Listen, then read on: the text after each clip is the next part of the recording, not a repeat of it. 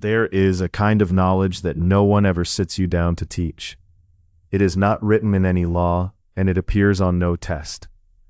It is the quiet set of rules a life seems to run on, the small understandings about people and patience and the way things actually tend to go. Most of us gather them slowly, a little at a time, usually by getting them wrong first. Tonight we are going to gather a good many of them and turn each one over slowly before setting it down, not as commands and not as a lecture on how you ought to live, only as observations, the sort of thing you might arrive at on your own, on a long walk, or in the last quiet hour before sleep. There is nothing here to master and no order to climb. Each one stands alone, a single thought to consider once and then release. Some will sound like things you already knew, but had never quite put into words. Others may settle in later, quietly, long after the night is over. You do not need to hold on to any of them. That is rather the point. Let them drift past like soft weather, and keep only the few that wish to stay. So settle in, let your breathing slow, and we will begin gently with the first. You can learn a great deal about a person in a single small moment, and it is rarely the moment they are trying to impress you in. It is the one where they think nothing is at stake. Watch how someone treats a person who can do nothing for them. The tired waiter near the end of a long shift, the stranger asking for directions, the junior colleague with no power to repay a kindness or punish a slight. Almost anyone can be charming to the people who might help them, or pleasant to the ones they are trying to win over. That kind of warmth is easy, because something is expected in return for it. The warmth that means more is the kind with no reward attached at all. It is in those moments, when there is nothing to be gained, that the habits of a person show through. Patience that does not depend on an audience. Courtesy that is simply how they move through the world, rather than a face they put on for people who matter. You see who they are when being good buys them nothing, and this is worth knowing in yourself as much as in others, because the way you treat the people who cannot help you is, quietly, the truest portrait of your character that exists. It is painted in moments you will not remember, in front of people you may never see again. How a person treats those who can offer them nothing is who they actually are. There is a quiet weight that many of us carry without quite naming it, the sense that we are being watched, that our small mistakes are noticed, our clothes assessed, our stumbles replayed by some attentive audience. The strange and freeing truth is that the audience is almost entirely imagined. The people around you are for the most part just as absorbed in themselves as you are in yourself. They are rehearsing their own conversations, worrying over their own missteps, wondering whether anyone noticed the thing they said an hour ago. The attention you imagine pointed at you is, in reality, pointed inward, the same way yours so often is. Think back over your own day. How much of it did you spend cataloging the mistakes of strangers? How long did you dwell on someone else's awkward pause, their stained shirt, the clumsy thing they said? Most likely you barely noticed, and what little you noticed you have already forgotten. Everyone else is living inside the very same forgetting. This is not a sad thought, though it can sound like one at first. It is a kind of release. If no one is really watching, then a great deal of the caution we carry turns out to be unnecessary. We are freer than we feel to be a little awkward, to try the thing to take up space. You are almost always the only one keeping score. There is a small, reliable test you can run on almost anyone, and they will never know they are being tested.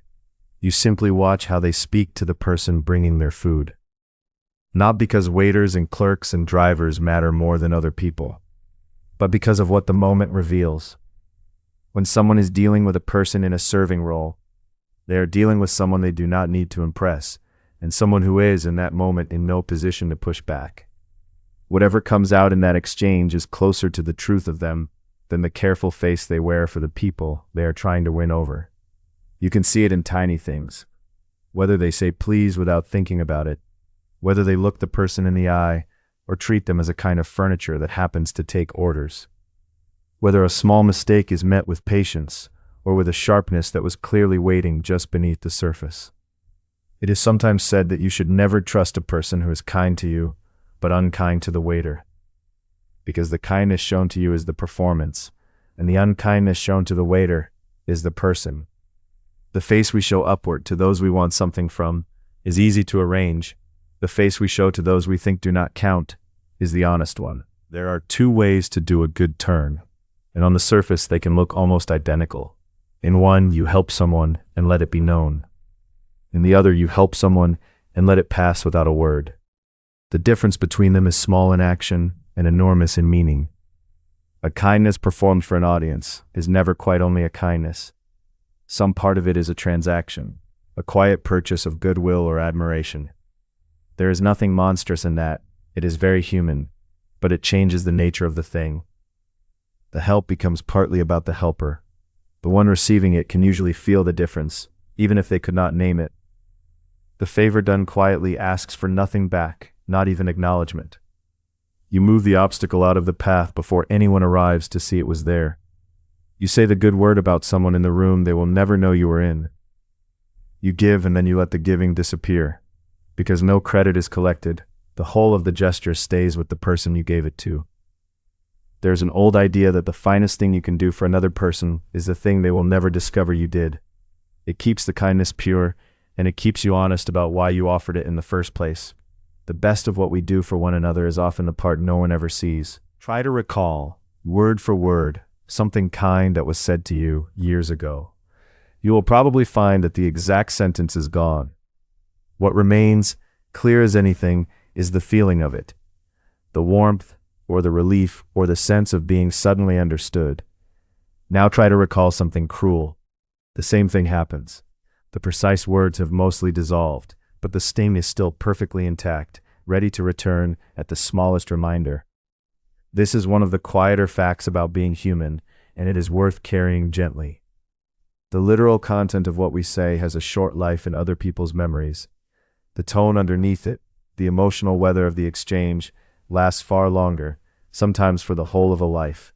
Long after a conversation is forgotten in its particulars, the residue of how it felt remains, shaping, in some small way, how that person feels about themselves and about you. It means that the care we take is rarely wasted, even when the moment seems too small to matter. A patient tone in a tense moment, a softness offered when sharpness would have been easier, these things outlive their occasion. So, unfortunately, does their opposite. We are each, without meaning to be, leaving small deposits in one another's memories, and what is deposited is mostly mood, not meaning. Be careful with your tone, because it is the part of you that other people keep. There is a piece of folk wisdom about machines, that when something has stopped working, the first thing to try is to turn it off and let it sit for a moment. More often than seems reasonable, it simply works again afterward. The same is quietly true of people. When the mind has stopped working well, when the words will not come, the problem will not yield, the mood has curdled into something heavy. Our instinct is almost always to apply more force, to push harder, to grip tighter, to stay up later wrestling the thing into submission. And almost always, this makes it worse. The exhausted mind grinds against the problem and only wears itself thinner. What it usually needed was not more effort, but less. A night of real sleep, a walk with no destination, an afternoon where the problem is set down entirely and allowed to go quiet. So often the solution that would not come under pressure arrives unbidden in the shower the next morning or on the edge of sleep once the grip has finally loosened. This is hard to trust because it feels like doing nothing, and we are taught to be suspicious of doing nothing. But rest is not the absence of work. It is part of the work, the part where things knit back together and settle into place out of sight. Much of what looks like a problem is only fatigue wearing a disguise. When you are stuck, consider that you may simply need to stop. Something happens in a sudden crisis before anyone decides anything. The room takes its emotional cue from whoever holds steady. Fear is contagious. It leaps from person to person almost faster than thought, and a single panicked voice can tip a whole group into alarm. But the opposite is just as true, and far less remarked upon. Calm is contagious too. When something goes wrong, and one person does not flinch, when their voice stays level and their movements stay unhurried, everyone around them feels the ground steady underfoot. Without quite knowing they are doing it, the others begin to borrow that composure. The temperature of the room comes down. You will have felt this from both sides. the relief of being near someone who did not lose their head when you were losing yours, and perhaps on a better day, the strange responsibility of being that steady person for someone else, of realizing that your calm was holding more than just you together. It does not require having the answer. The steadiness comes first, and the thinking comes after, clearer for not being drowned in noise. Often the most useful thing a person can offer in a hard moment is not a solution but a settled presence, a way of being that says, without words, that the situation can be met. In a frightened room, the calmest person is quietly in charge. We like to believe we are defined by our big decisions, the dramatic moments where we chose one path over another. But those moments are rare, and they are not really where a life is made. A life is made in the small, repeated things, the actions so ordinary, we barely notice ourselves performing them. What you do once is an event. What you do every day is a self. The way you tend to speak when you are tired, the thing you reach for when you are bored, the small choice you make each morning without deliberating. These are the threads that, woven together over years, become your character. Not the person you intend to be, but the person your habits have quietly assembled. This is humbling and hopeful in equal measure. Humbling because it means good intentions count for very little if they are never repeated into habit.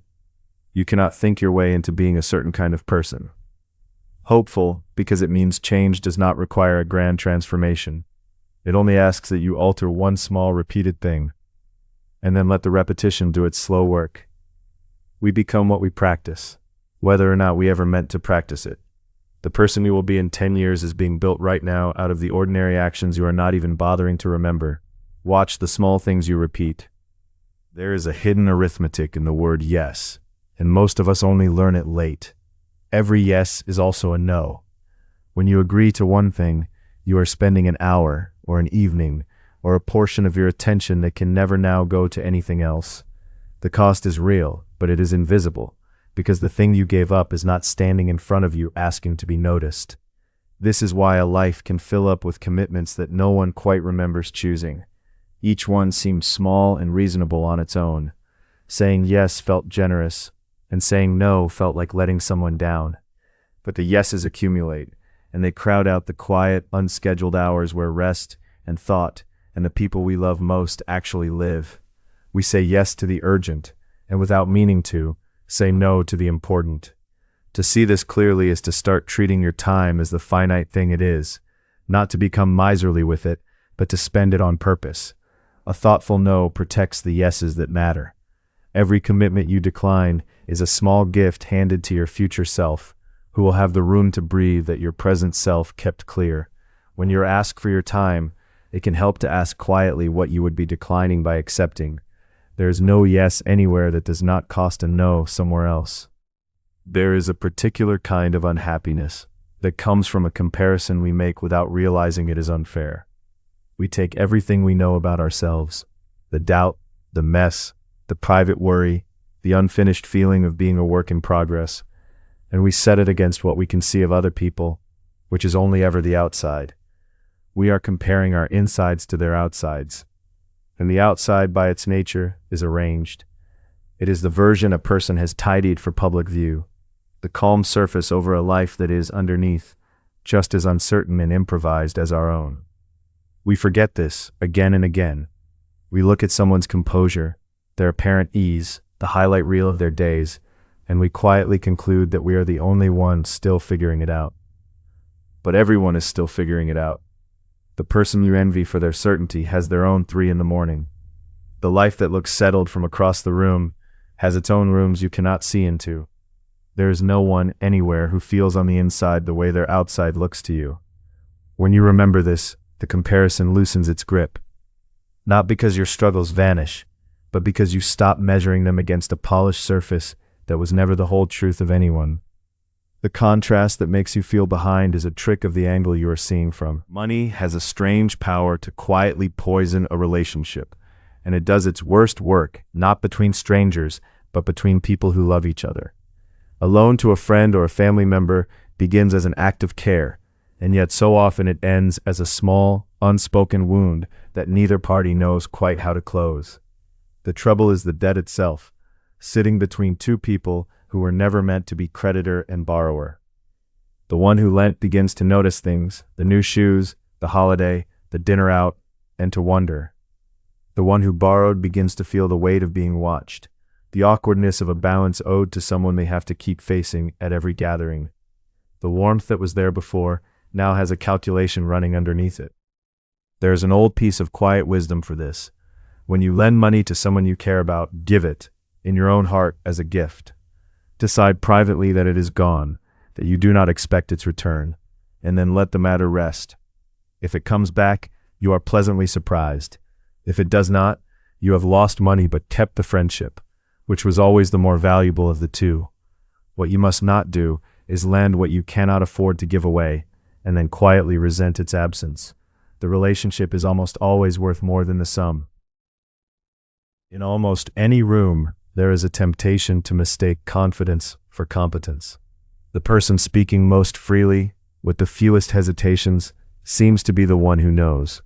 We lean toward their certainty because certainty is comfortable and doubt is not. But watch a little longer, and the picture often shifts. Real understanding tends to come with an awareness of its own edges.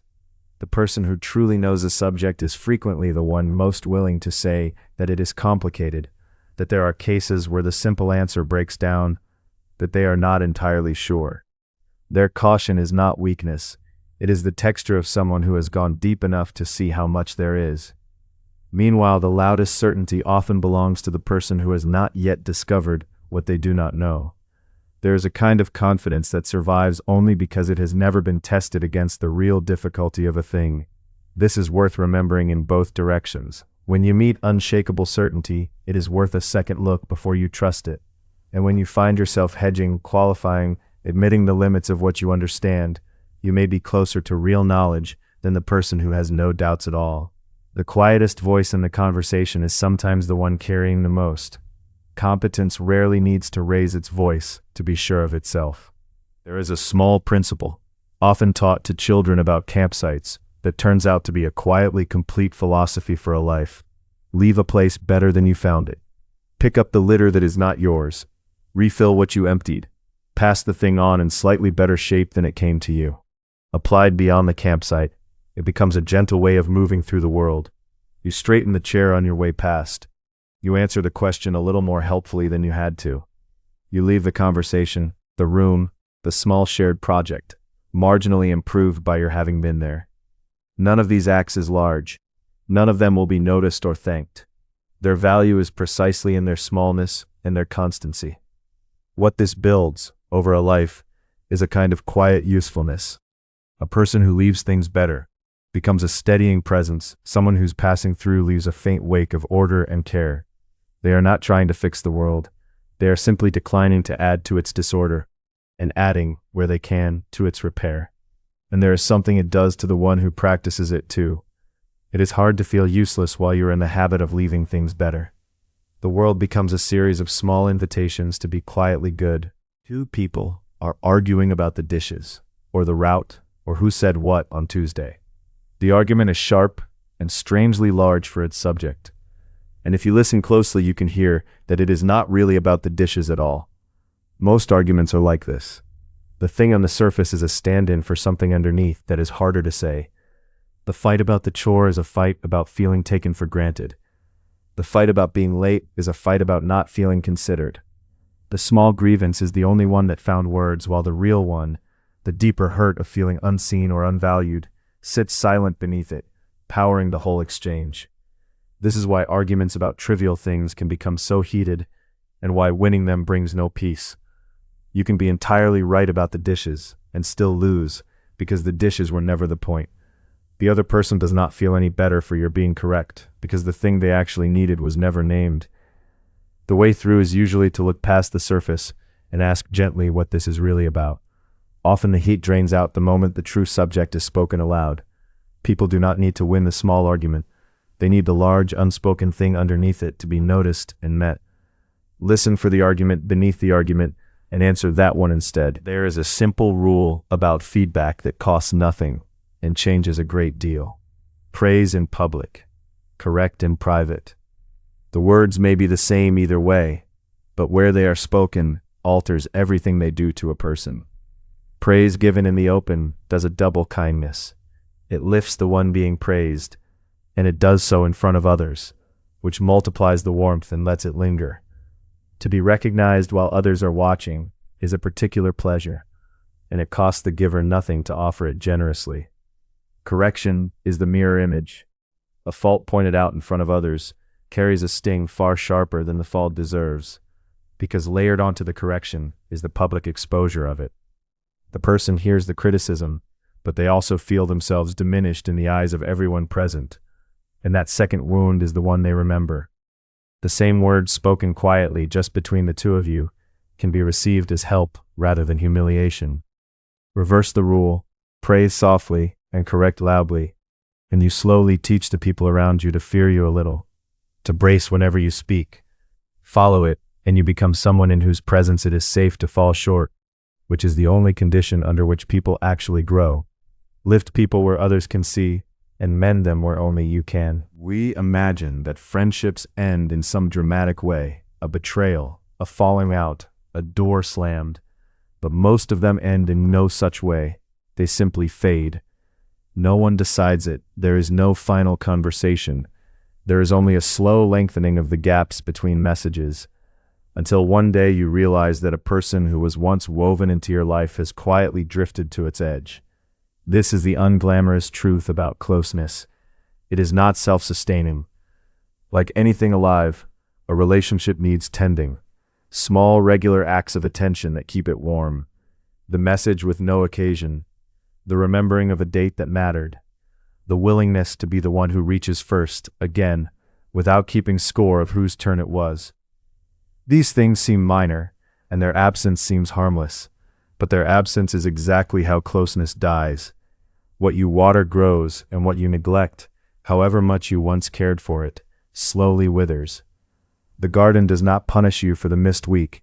It simply returns gently to wildness. There is no blame in this, only a reminder. The people who matter to you will not stay close on the strength of how much you once loved them. They stay close on the strength of being tended now. A little attention, given regularly, is what keeps the distance from quietly opening. Tend what you wish to keep, or watch it drift. We have grown skilled at never being bored. The moment a gap opens, an idle minute in a queue, a lull in the evening, there is a glowing rectangle ready to fill it. And so we almost never sit in the particular state that boredom is. We have quietly abolished it. Something is lost in that abolition. Boredom, uncomfortable as it feels, is not an empty state. It is a doorway. When the mind has nothing pressing to attend to, it begins after a while to wander. And it is in that wandering that ideas tend to arrive. The connection you had not made, the solution to the problem you had set aside, the line of thought you would never have reached deliberately, these things surface in the unstimulated mind the way fish rise in still water. But they only come if you can bear the discomfort long enough for the water to go still. The instant you feel the boredom, you scatter them. The mind, given a steady drip of small stimulation, never enters the drifting state where its deeper work gets done. There is a case, then, for letting yourself be bored on purpose, for the walk with no podcast, the wait with no screen, the evening left deliberately empty. It feels like doing nothing. It is, in fact, the condition that almost every good idea quietly requires. Leave a little room for boredom and see what surfaces to fill it. There is a quiet reason so many things never get started. We can see clearly the gap between what we want to make and what we are able to make right now, and the gap is humiliating. So we wait. We wait to feel ready, to be a little better first, to begin once we can begin well. But there is no path to doing a thing well that does not pass through doing it badly. The first attempts are clumsy, because first attempts are always clumsy. The early writing is poor. The early playing is stiff. The early efforts at almost anything are a long way short of the vision that prompted them. This is not a sign that you are unsuited to the thing. It is simply what the beginning of competence looks like, for everyone, without exception. The people who become good are not the ones who skip the bad beginning. They are the ones who were willing to stay in it. They gave themselves permission to be beginners, to produce work that fell short, to be visibly not yet good, for as long as it took. The willingness to be bad at something is the toll you pay on the road to being good at it, and there is no way around the booth. So the only real question is whether you are willing to be a beginner. The skill is on the far side of that willingness, and nowhere else. Let the first attempt be poor, and let it exist anyway. There is an uncomfortable half-truth worth holding gently, because it is easy to turn into self-blame, and that is not its purpose. The way people treat you is shaped in part by what you have shown yourself willing to accept. When a certain behavior is met again and again with no objection, a quiet lesson is taught. The other person learns, often without any cruelty intended, that this is simply how things are between you, that the line can sit here and you will not mind. What you tolerate, you slowly normalize. The standard you accept becomes the standard you receive. This is not an invitation to bristle at every slight, nor a claim that mistreatment is ever the fault of the one who suffers it. It is a gentler reminder that boundaries are taught, not assumed. People are not mind readers. Most of them are navigating by the signals you give, and a boundary never voiced is a boundary they cannot see. The quiet, clear word spoken early that says, "This does not work for me," is often kinder to everyone than the resentment that grows in its absence. To set a limit is not to start a conflict. It is to give the other person the information they need to treat you well, information they genuinely may not have. Much of what we endure in silence we could change with one honest sentence. People learn how to treat you largely from what you are willing to let pass. Consider where a grudge actually lives, not with the person it is aimed at. They are off living their life, very possibly unaware that anything is owed, sleeping soundly while you lie awake, rehearsing the offense. The grudge lives entirely in you. You are the one carrying it, every day into rooms that have nothing to do with the original wound. This is the strange injustice of resentment. It feels like a stance you are taking against the other person, a way of holding them accountable. But the weight of it falls almost entirely on the one who holds it. You carry the bitterness through your ordinary hours, let it color your mood, let it harden some small part of you, while the person it is meant to punish feels precisely nothing. To release a grudge is often misunderstood as a gift to the other person, a letting them off the hook. But that is not really what it is. It is far more a gift to yourself, a setting down of a weight you were never required to carry and that was only ever hurting your own back. Forgiveness in this quiet sense is less about them and more about you, choosing to stop paying interest on a debt that was never yours. You do not have to approve of what was done to lay down the carrying of it. You only have to be tired enough of the weight. The grudge punishes its keeper. When someone does something that stings, the mind reaches quickly for a story, and the story it reaches for is usually about intent. They ignored me. They meant that remark. They could not be bothered to reply. We assume, almost reflexively, that the hurt we felt was aimed, but step back and consider how rarely that is true. Most of the small harms people do to one another are not acts of malice at all. They are acts of distraction, of tiredness, of simply not thinking. The unanswered message was forgotten in a busy afternoon, not withheld as a slight. The careless comment was a clumsy reach for words, not a hidden blade. The person who let you down was very probably overwhelmed by their own life, not plotting against yours. We are each the main character in our own story and a minor figure in everyone else's. And that is the source of the confusion. What feels from the inside like a pointed act was from the other side a barely noticed moment. People are thinking about you far less than your hurt assumes, and that includes thinking about how to hurt you. To assume carelessness before cruelty is not naivety, it is usually just accuracy, and it spares you a great deal of suffering that the facts do not support. Hold the gentler explanation first, and reach for the darker one only when it is forced upon you. People will tell you what they value, and they will usually believe it. But words about values are aspirational. They describe the person we would like to be, or the person we wish to be seen as. There is a more honest record, and it is kept not in what we say, but in how we spend our time. Time is the one resource that cannot be faked or borrowed. Every hour you have ever spent is gone, and the pattern of where those hours went is the truest map of what you actually treasured. Not what you meant to treasure, what you did. A person may say their family comes first, or their health, or some quiet ambition they have carried for years, and the calendar will gently tell you whether it is so. This is worth turning without harshness on yourself. Look at where the hours actually go, the real ones, not the imagined ideal week. The pattern that emerges is your real life, as opposed to the one you describe. And if there is a gap between them, that gap is not a failure to scold yourself over. It is simply information, a quiet invitation to bring the spending of your days a little closer to what you claim to love. We are always voting in hours for what matters to us, whether or not we ever read the tally. Watch where your time goes, and you will meet your real priorities. There is a particular moment in many rooms. Someone has explained something and moved on, and a quiet majority of the people present did not quite follow. But no one says so. Each person assumes the failure to understand is theirs alone, and that to admit it would be to expose themselves as the one who did not keep up. So the misunderstanding sits there, shared and unspoken, while everyone protects their image of competence.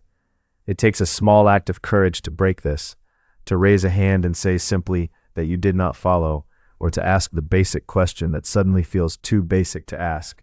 The fear is that you will look foolish, the only one who did not know. The reality almost always is the opposite. The moment you ask, you can feel the relief move through the room. You are not the only one. You are merely the one brave enough to say it. The willingness to ask the obvious question is a quiet form of service. It clears the fog not just for you, but for everyone who is hiding in it.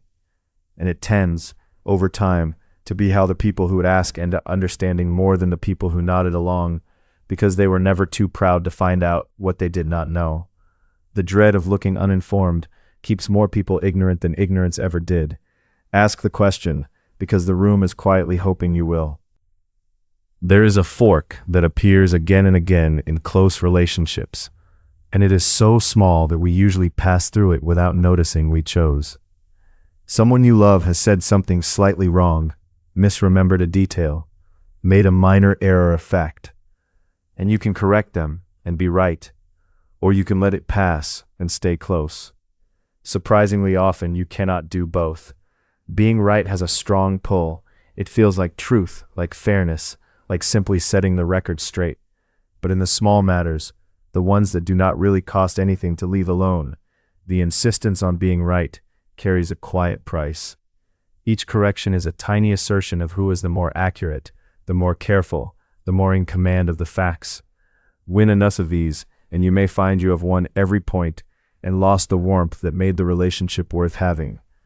None of this means abandoning honesty where it matters. There are things worth being right about, and a love that cannot bear any truth is not a strong one. But most of what we correct is not in that category. It is the date, the detail, the turn we should have taken, the things that change nothing except who got to be right. Before you reach to correct someone you love, it is worth a quiet pause to ask whether the point is worth more than the closeness. You can win the small argument or keep the warmth, and you are choosing every time. There is a task you have been avoiding, a call you do not want to make, a conversation you keep postponing, a small unpleasant thing that sits on the edge of every day, quietly draining it. You have carried the weight of it for far longer than the thing itself would take. This is the strange economy of dread. The anticipation of a difficult thing is almost always heavier than the thing. The conversation you have rehearsed 100 fearful versions of turns out, in reality, to last 5 minutes and go nothing like the worst of them. The task that loomed over a whole week takes 20 minutes once you finally begin. You stand up from it slightly amazed, asking yourself what exactly you were so afraid of. The dread is not measuring the thing. It is feeding on the avoidance. Every day you postpone, the thing grows larger in your mind. Not because it has changed, but because the not doing gives the fear more room to build. The avoidance is not protecting you from the discomfort. It is stretching the discomfort out across all the days you spend not facing it. Which is why the oldest advice is so often the best. Do the dreaded thing early, not because it will be easy, but because the doing is nearly always lighter than the dreading, and the moment it is done, the weight you have been hauling simply vanishes. What you are avoiding is rarely as heavy as the avoidance itself. Gratitude can sound like a chore. One more thing we are told we ought to feel, and fail at, and feel slightly guilty about. But it is gentler and simpler than that. Gratitude is not really a feeling you must work yourself up into. It is just attention, pointed at what is already there. The trouble is that we stop seeing what is reliably present. The mind is built to notice change and to ignore the constant, which is useful for survival and quietly corrosive for contentment. The roof that does not leak, the body that carries you through the day without complaint, the person beside you who is simply, dependably there. These fade into the background precisely because they are steady.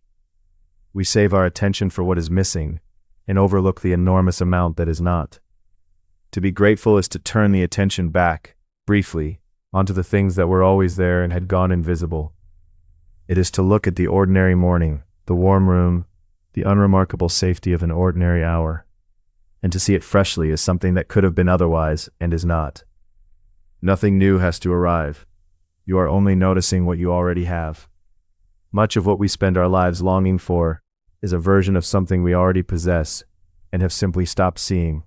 Gratitude asks nothing new of the world, only that you look again at what is here. Memory is not a fair recorder. It does not average out an experience evenly across its length. It leans heavily on a few moments, and one of the moments it leans on most is the end. The way a thing finishes has a strange power to reach backward and recolor everything that came before it. A wonderful trip that ends in a miserable, fraught journey home is remembered often as the difficult one. A long and mostly happy chapter that closes badly can be recalled unfairly through the lens of its closing. And the reverse is true and more hopeful. A hard road that ends well is softened in the memory by its ending, the difficulty quietly forgiven because of where it arrived. This is worth knowing because endings are one of the few parts of an experience we can sometimes shape on purpose. The last evening of the visit, the way a job is left, the final words of a difficult conversation. These moments carry more weight in memory than their share of the clock would suggest, and a little care spent on them is care spent on how the whole will be remembered. It is a reason to end things gently where you can. The goodbye, the last gesture, the final note, these are not mere postscripts. They are, in a quiet way, writing the record of all that preceded them. How a thing closes becomes, in memory, a little of what the whole thing was. If you could gather up all the disasters you have feared across your life, and set beside them all the disasters that actually arrived, the two piles would be wildly unequal. The feared pile would be enormous, a lifetime of imagined catastrophes rehearsed in the dark. The pile that came true would be small. This is the quiet arithmetic of worry. Most of what we dread never happens. The mind, trying to protect us, runs endless simulations of things going wrong, and we experience each simulation as a small dose of the real suffering, though the event itself never comes. We pay, in anxiety, for catastrophes that are never delivered. A great deal of human suffering is spent this way, on troubles that exist only in advance and never in fact. And on the rare occasion when something hard does arrive, it almost never arrives in the shape we feared. It comes from a direction we did not watch, and we meet it with resources we did not know we had, in the actual moment rather than the imagined one. The worry was not preparation. It was simply suffering, taken early and to no purpose. None of this means the future holds nothing difficult. It means the worrying doesn't help and quietly harms, and that most of what it conjures will dissolve unspent. The trouble you lie awake over is, far more often than not, a trouble that never comes. We like to think of ourselves as fixed, a settled character moving through changing company. But we are far more porous than that. Slowly, and mostly without noticing, we drift toward the people we spend the most time with. Their habits become our habits. Their assumptions about what is normal become our assumptions. Their way of speaking, their standards, their moods seep in and become in part our own. This happens beneath awareness, which is what makes it so powerful. No one decides to take on the outlook of their closest circle.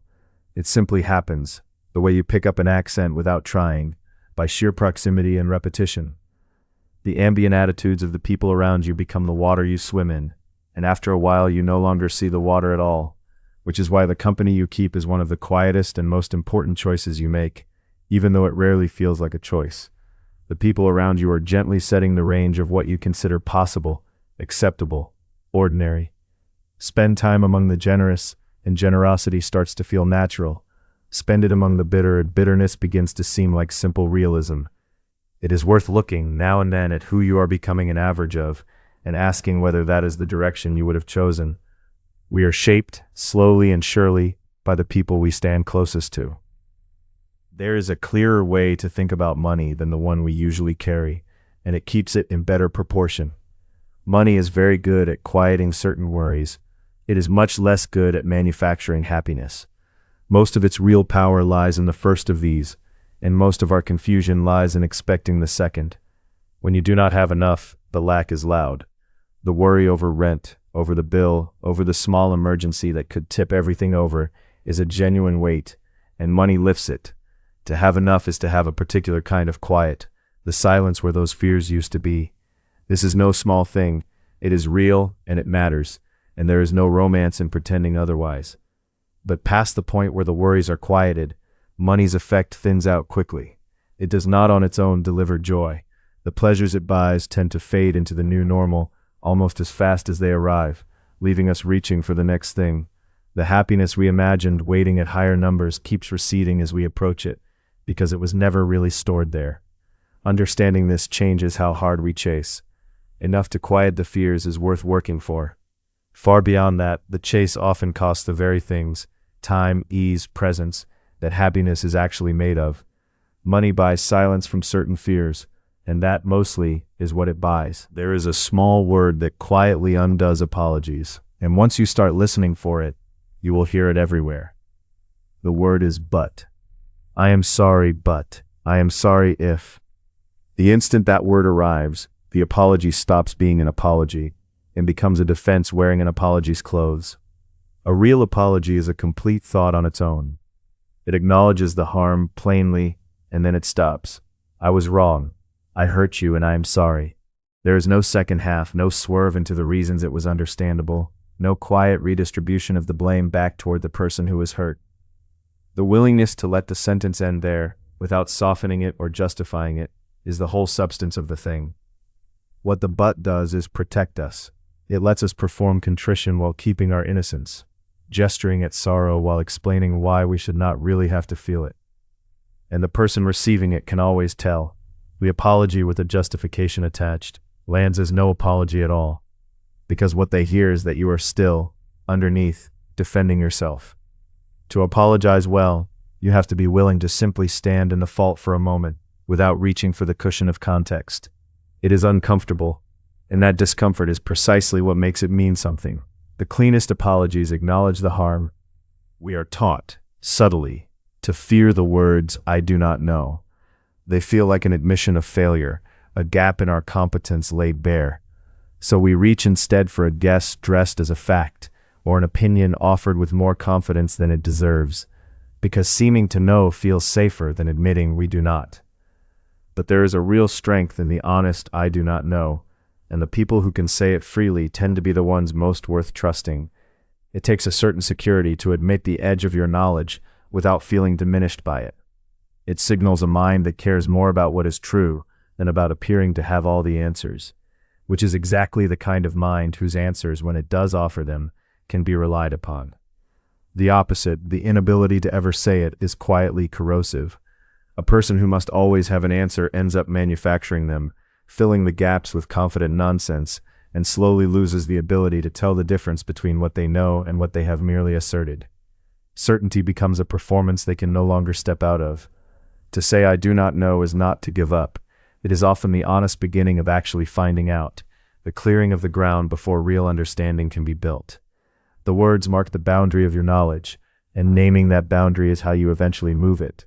There is more strength in an honest not knowing than in a hollow certainty. You have, somewhere in your past, done a small kindness you no longer remember, a word of encouragement offered in passing, a moment of patience when you could have been sharp, a tiny generosity that cost you almost nothing and slipped from your memory by the end of the day. And there is a fair chance that someone somewhere still carries it, that for them it was not small at all, that on a hard day your forgotten kindness was the thing that turned it, the unexpected warmth that they have remembered, quietly, for years. You will never know, because the giver and the receiver of a kindness experience it on completely different scales. To you it was a passing gesture. To them it may have been a moment that mattered. This asymmetry runs both ways, and it is worth sitting with, Just as your small kindnesses are remembered far longer than you would guess, so too are your small unkindnesses, the careless remark, the cold moment, the time you were too busy to be gentle. We are all leaving marks on one another far larger than we realize, in moments we will not even retain. The lesson is not to keep score, which would ruin the whole thing. It is simply to be a little more generous with the small gestures, knowing that their reach extends well beyond your memory of them. The kindness you forget by nightfall may be the one someone keeps for a lifetime. Think of a friend you have not spoken to in too long. Very likely there was no quarrel, no reason, nothing wrong at all. The silence simply grew, a little at a time, until it became long enough to feel awkward to break. And here is the part worth knowing. On the other end of that silence, there is a fair chance the same person is thinking of you, and feeling the same small reluctance to be the one who reaches first. This is how good friendships quietly lapse, not through any rupture, but through a stalemate of waiting.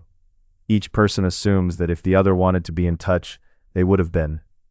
Each reads the silence as a verdict, rather than as what it usually is, which is simply two people, both a little busy, both a little unsure, both waiting for a sign that need never have been waited for. The remedy is almost absurdly simple, and almost always works. Be the one who reaches out. Send the message with no occasion. There is no need to account for the gap or apologize for it. A warm word out of nowhere is nearly always met with relief and pleasure, not the rejection we quietly feared. The friendship was not gone. It was only waiting for one person to be slightly braver than their hesitation. The silence between you and someone you miss is usually waiting for either of you to end it. We make plans as though the future were a fixed place we could chart in advance, and then we are surprised again and again when the actual day refuses to match the map. The meeting runs long, the thing we counted on falls through, the route we plotted meets a road that is closed, and the careful schedule dissolves into improvisation by mid-morning. A plan is not the future. It is a guess about the future, drawn up by a version of you who could not see what was coming. Its real value is not in being followed to the letter, which almost never happens, but in the thinking it forces beforehand, the readiness it builds, the rough sense of direction it gives. The map is useful. It is simply not the road, and confusing the two is where the frustration comes from. The people who handle life most gracefully tend to be the ones who plan and then hold the plan loosely. They prepare and then they adapt, treating the collision between intention and reality not as a failure, but as the entirely expected texture of any real day. They are not attached to the version they imagined. They are working with the one that arrived. To plan is wise. To expect the plan to survive contact with the day is to set yourself up for a small disappointment every time. Draw the map and then look up and walk the actual road. You walk into a room carrying the mood, and you set it down whether or not you mean to. The cheerfulness, the tension, the warmth, the irritation, these do not stay neatly inside you. They spill into the shared air and become part of what everyone else is breathing. We are far more permeable to one another's states than we admit, and a single person's mood can quietly tilt the temperature of a whole room. Most of us notice this only from the receiving end. We have all felt a room lift when the right person enters, and felt it tighten when someone arrives trailing a storm. What we notice less is that we are always ourselves, the person entering someone else's room. The weather we carry in is whether other people then have to live in. This is not a call to perform a happiness you do not feel, which others can sense as false anyway. It is a quieter awareness that your inner state is not as private as it seems, and that on the days you can manage it, the simple choice to bring calm or warmth or steadiness through the door is a real gift to the people on the other side of it. And on the days you cannot, a little honesty about the storm is kinder than pretending it is not there. The mood you carry in becomes for a while the mood of everyone around you. Stand too close to your own progress, and you will see almost nothing. The day's effort seems to move the needle not at all. The practice session, the small discipline, the single honest attempt, each one looks, on the afternoon you do it, like it changed nothing.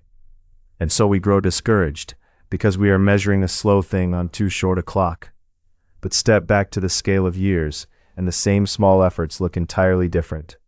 The thing practiced quietly every day becomes, over a decade, a mastery that seems almost magical to anyone who did not watch it accrue. The tiny daily choices that felt pointless in the moment compound into a transformed life. Up close, change is invisible. From a distance, it is dramatic. The mistake is to judge by the close-up view. This is why patience and consistency tend to beat intensity. The burst of effort that cannot be sustained moves you a great deal for a week and then stops. The modest effort you can repeat for years moves you further than you can presently imagine, precisely because it keeps going long after the dramatic version has burned out. So when a day's work seems to accomplish nothing, it helps to remember which clock you are on. You are not building something an afternoon could finish. You are laying down one more small layer of a thing that only reveals itself over years.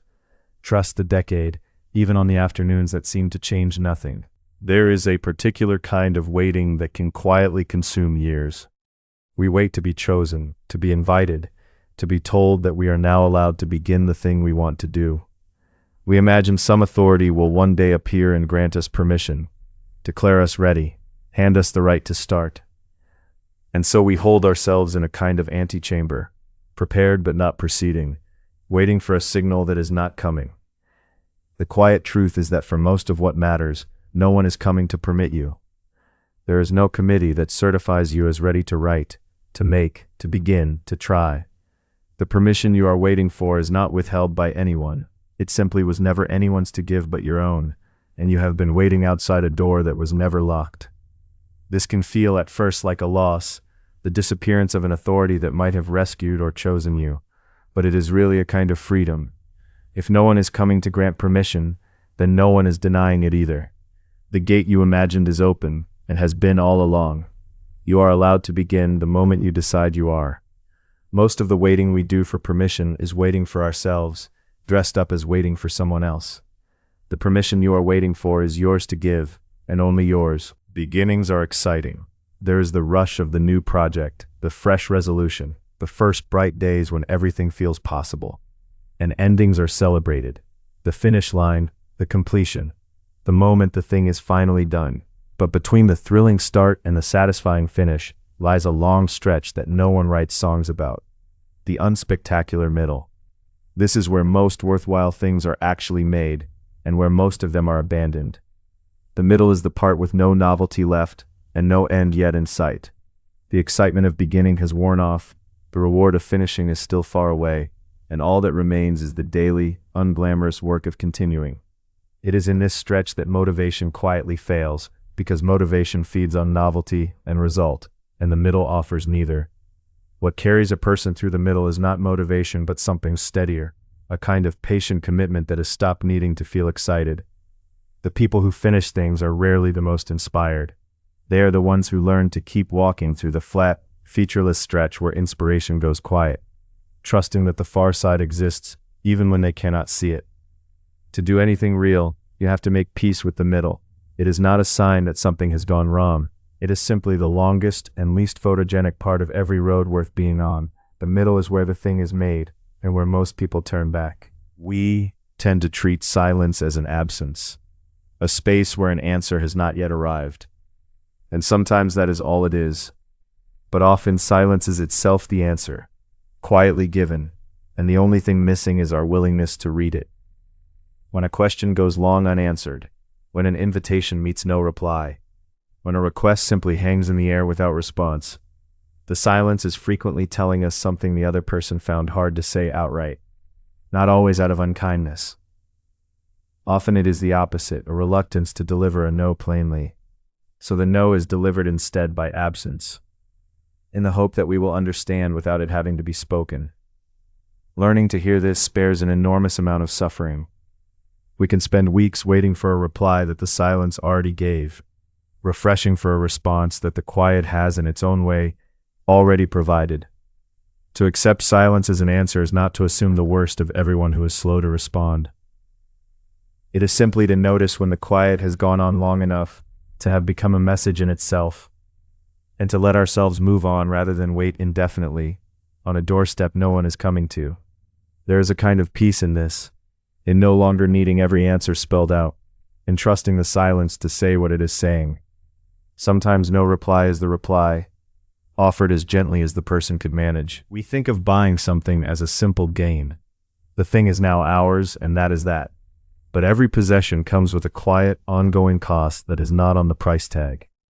Each thing you own asks in return for a small share of your attention, for as long as you own it. It needs somewhere to live, and so it takes up space. It needs cleaning or maintaining or insuring or charging, or simply remembering. It sits faintly in the back of the mind as one more thing to be looked after, one more object in the growing inventory of what is yours to manage. None of these costs is large on its own, but they accumulate, and a life crowded with possessions becomes, without anyone quite deciding it, a life spent partly in their service. This is the quiet wisdom behind the appeal of owning less. Not poverty, and not deprivation, but a deliberate lightness. Every object you do not acquire is a small freedom retained, a little attention kept for yourself rather than handed over to the upkeep of a thing. The lightest people are often not the ones with the most, but the ones who have understood how much the most quietly asks of them. It is worth pausing before acquiring to feel the full price, which includes all the small tending the thing will ask of you for years. What you own also, in its small way, owns a portion of you. When someone leaves, a job, a friendship, a relationship, they almost never hand you the real reason on the way out. What they offer instead is a tidy, presentable version. It was the commute, the timing, a vague sense that it was time for a change. The honest reason, the tangle of accumulated feelings underneath, usually stays unspoken. Sometimes this is to spare you, because the truth would wound, and they see no use in the wounding. Sometimes it is to spare themselves the difficult conversation.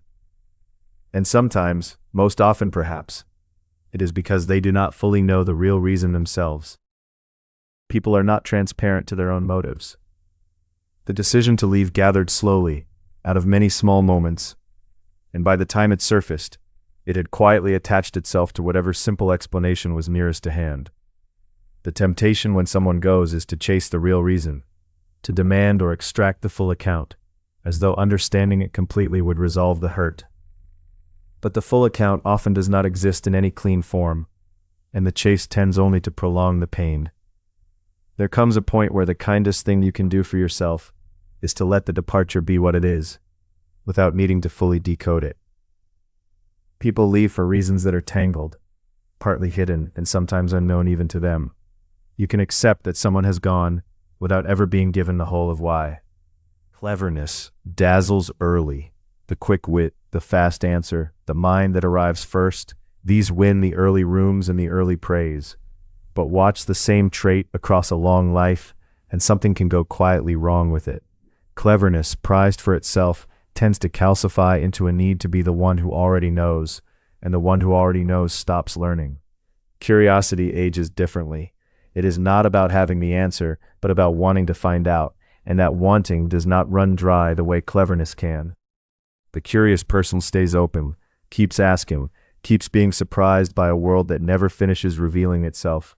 They are still learning at 70 with the same appetite they had at 7, because their pleasure was never in being right. It was in finding out. This is why over the long run, curiosity is the better companion.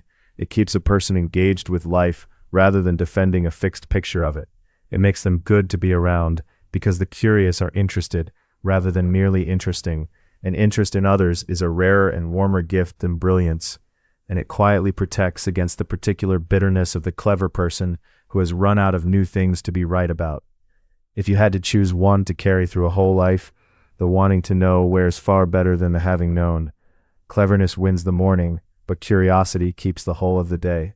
As children, we learn constantly, and we do it without shame, falling over, mispronouncing, getting it wrong in front of everyone, because no one expects a child to already be good.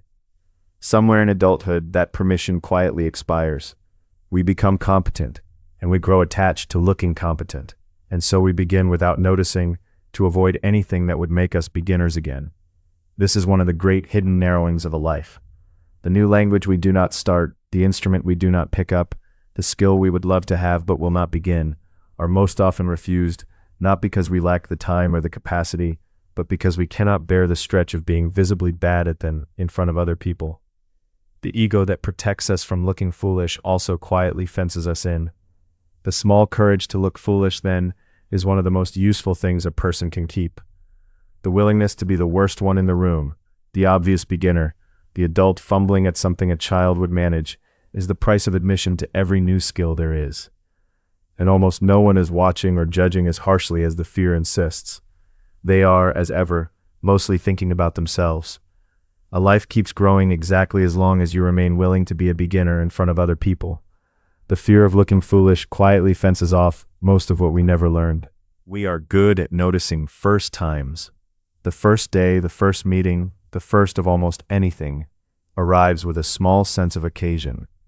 We are far less good at noticing last times, because last times so rarely announce themselves.